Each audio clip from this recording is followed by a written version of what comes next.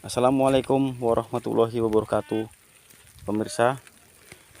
Nah, di hadapan saya ini nanti kita akan melakukan proses penanaman. Ini adalah area replanting kelapa sawit yang sudah diolah tanah, diciping, kemudian telah di lubang tanam.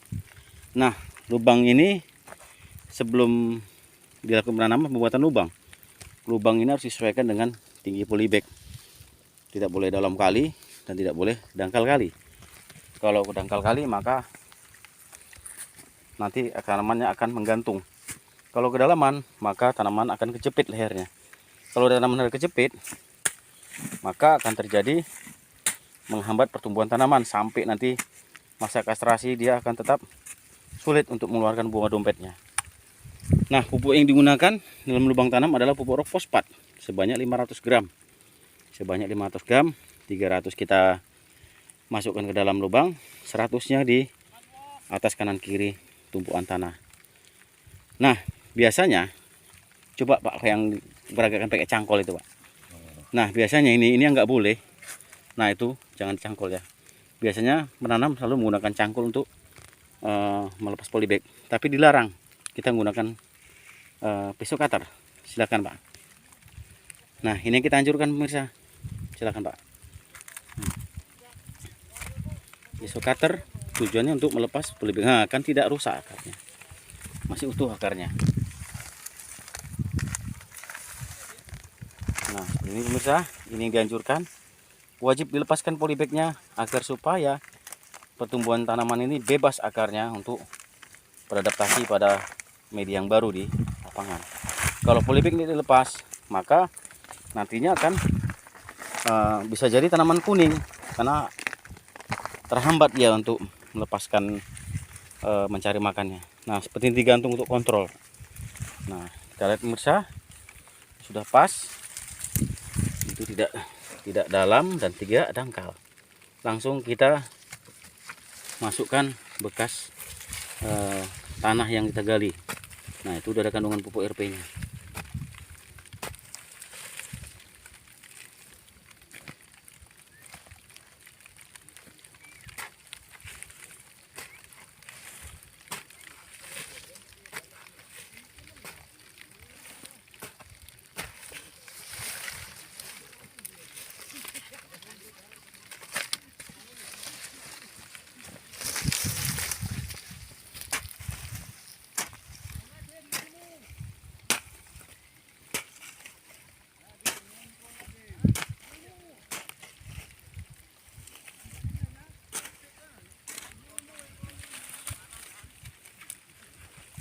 Nah, cuaca ini cukup baik pemirsa. Yang dianjurkan pada waktu menanam adalah pada musim penghujan agar menghindari tingkat stres yang cukup tinggi.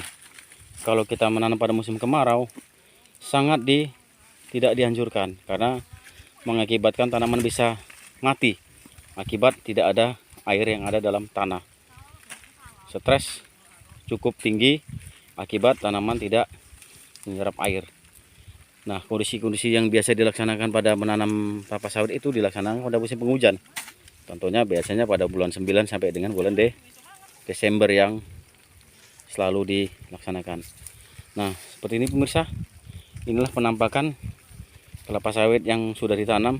Kita lihat barisannya. Nah, sana ini.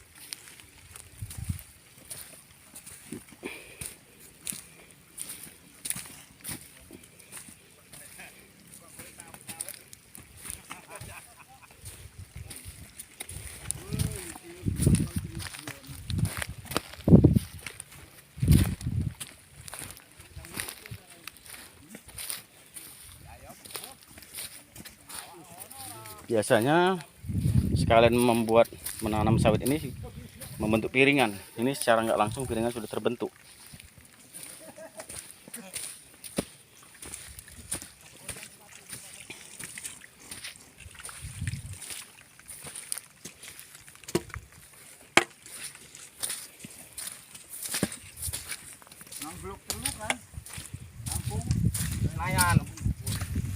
Kampung Senayan. Nah, kalau ketemu lubang yang seperti ini harus dibuang dulu airnya. Biasanya terjadi pendangkalan.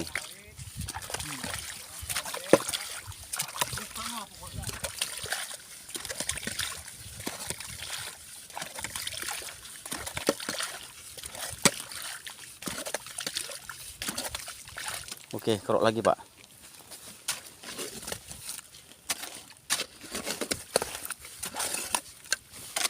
Masih kurang itu.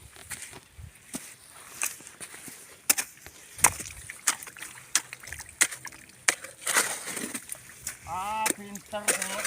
Anu banyak sih kayak awak. Pinter ah. Ya, aku salah nggak kelemahan aku salah. Coba tes masukkan bibitnya. Belum dapat tuh ya? Belum.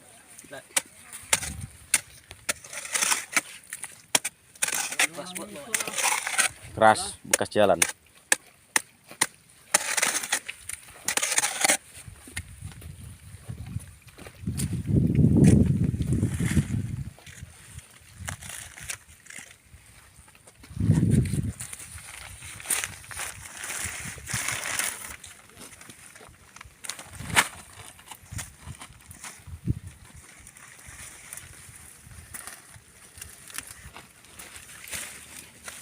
Pas.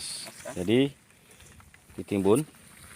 Nah, nantinya pemirsa setelah nanti berumur 2 bulan, 1 atau 2 bulan, maka akan kita berikan pupuk ekstra urea sebanyak 200 gram. Tujuannya untuk apa tujuannya? Tujuannya agar supaya tanaman hijau kembali. Tanaman hijau kembali akibat belum dapatnya nutrisi yang ada pada tanah, kecuali pupuk RP tadi. Pupuk RP tujuannya untuk merangsang pertumbuhan akar agar supaya akar lebih baik, lebih subur untuk dapat ke depan maksimal bisa menyerap unsur hara yang ada dalam tanah. Nah, ini pemirsa tahapannya. Kita harus betul-betul memadatkan. Nanti dibentuk piringannya Pak ya. Ini pemirsa, ini yang sudah ditanam. Nanti 2 bulan, ingat pemirsa harus memberikan pupuk urea sebanyak 200 gram per pokok. Nah, dipupukkan di mana? Jarak yang diberikan pupuk itu hasil ada pertanyaan. Tidak boleh dekat kali, nanti ini akan gosong karena urea mengandung N yang sifatnya bisa menggosongkan bagian klorofil bagian daun. Lebih kurang di bawah tajuk ini. Tidak boleh jauh kali. Kenapa? Akar belum jauh untuk menyerap. Di bawah tajuk daripada bawah tanaman ini. Kita buat keliling. Demikian pemirsa, mudah-mudahan bisa menambah ilmu kita untuk petani kita agar supaya paham mengerti standar bagaimana cara menanam kelapa sawit yang baik dan benar.